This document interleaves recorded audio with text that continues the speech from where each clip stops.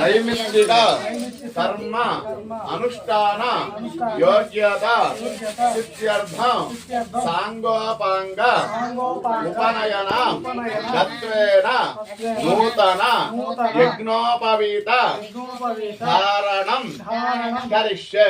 మధ్య వెళ్తా నీళ్ళు అంటుకో.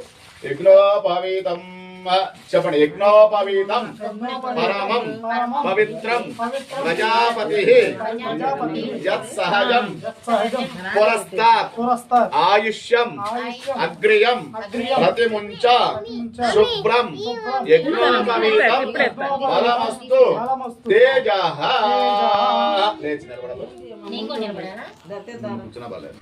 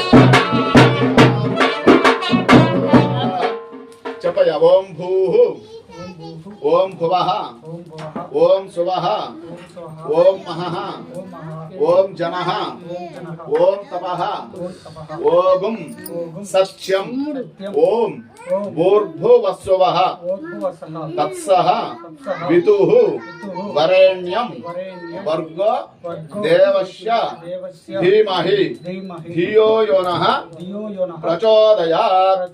గాయత్రి మహామంత్ర జపం కుర్యాతు.